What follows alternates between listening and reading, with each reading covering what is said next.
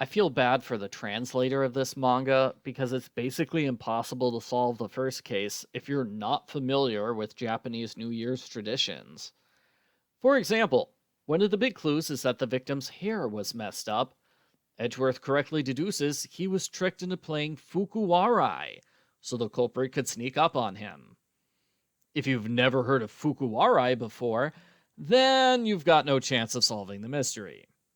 I'm guessing fukuwarai is not that well known in English speaking countries, as there is no English equivalent word for it. Argo Font Book Review, Argo Font Book Review. Case 5 is the Turnabout New Year.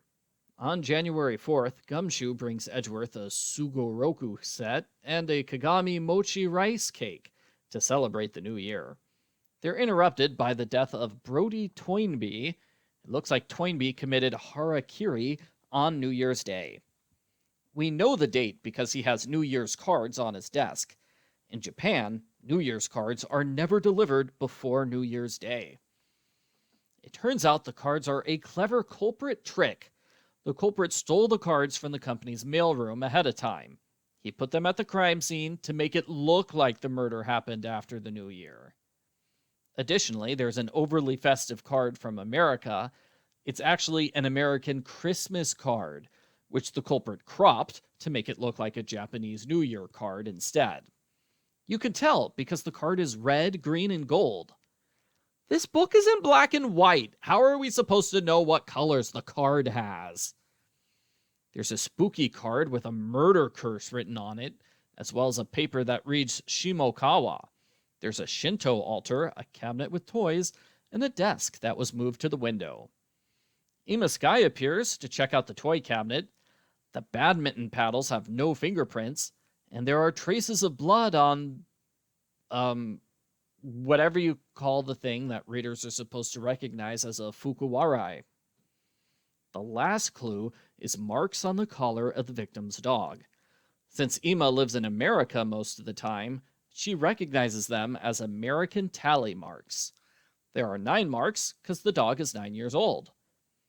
I didn't know marking a dog's age on the collar is a common thing to do. Edgeworth realizes the paper does not read Shimokawa.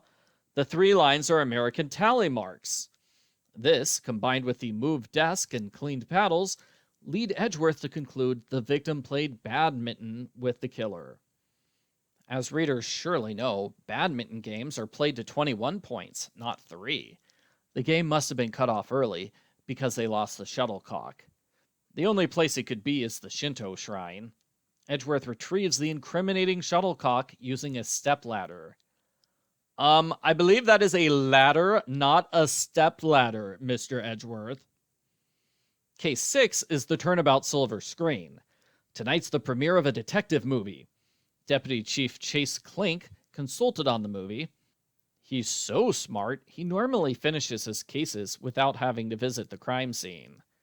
Doesn't Edgeworth do the same thing in the main Phoenix Wright series? Emmy St. Cloud, the female star of the movie, wants a bodyguard to protect her from a stalker. Chief Clink purposely gives the job to his most incompetent officer, Detective Gumshoe. Poor Gumshoe has no idea his boss hates him. He's super excited he gets to protect his celebrity crush. Turns out she's not a great person. Emmy fights with her co-star and fiancé, Sean. He has a pet chihuahua with expensive tastes. Emmy fights with her manager, who is too nondescript to be guilty. Todd the paparazzi photographer ruins the bottom of his shoe. He is forced to throw it away. The next chapter starts by reintroducing all the characters and scenarios. Only this case has about 10 characters, so the recap takes a while. Almost all the characters decide to stay the night at the hotel. Gumshoe finds a stalker in the wardrobe room, only it's not the stalker Gumshoe was hired to find. We never do learn about the stalker Gumshoe was hired to find. I think the stalker thing was just an excuse to bring Gumshoe into the story. Late that night, someone drugs Gumshoe's coffee and kills Emmy. Gumshoe is heartbroken to learn he failed his job so badly. Emmy was bludgeoned to death with a prop gun. The crime scene has a spilled bottle of nail polish remover, along with cakes. There's video footage of a cloaked man entering the room. Edgeworth is suspicious of the fact that the man leaves the crime scene with a suitcase. Milt the stalker confesses he locked himself inside the wardrobe room so he could be with Emmy's clothes. The culprit tried to get inside this room, but since it was locked, the culprit was forced to leave the cloak and empty suitcase outside the door. We get several shoe clues. A lot of shoe polish went missing, as did a pair of 10-centimeter elevator shoes. The photographer's ruined shoe is found in the trash by itself. Edgeworth solves the case. He says the culprit tried to frame Sean in two ways. First, the culprit set out Sean's cakes at the crime scene, not realizing they were dog food cakes.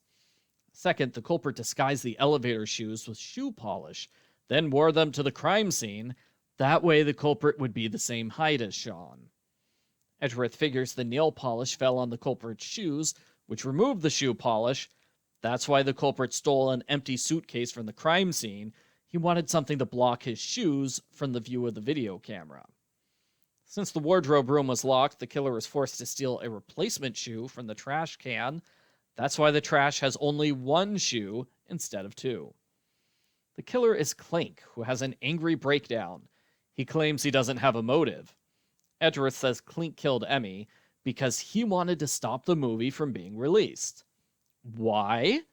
A building in the background gives an alibi to a criminal that Clink arrested. In a twist, it's revealed Clink was mistaken about the alibi. The movie does not overturn the criminal conviction.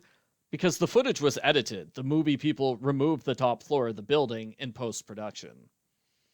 Also, it's kind of silly for Clink to assume that just because he saw a date in a movie, that means the movie must have been filmed on that day. Movies don't work like that. It would be impossible to make Christmas movies if they could only be filmed on Christmas Day. The end. Post-book follow-up. There's a 2-page bonus scene where the artist and his wife interrupt the big revelation of Detective Hammer's first name. Detective Hammer has appeared in every case so far. She's an excitable officer who kind of serves as Gumshoe's sidekick. She doesn't get much character development. She's basically there so Gumshoe can have another person to talk to when Edgeworth isn't around. But hey, she has a name and a face, unlike all the other police officers. Good for her. I wasn't the only reader to notice typographical errors. Here, the word gun is accidentally repeated in 2 different balloons, and here, the word what is accidentally repeated in 2 different panels. It looks so weird that Edgeworth says, "What?" in the middle of his sentence. The second case was pretty good, and I wouldn't mind if it had been in the game. It is a little easy to guess that the chief of police is secretly the culprit, like in Case 5 of the first Phoenix Wright game.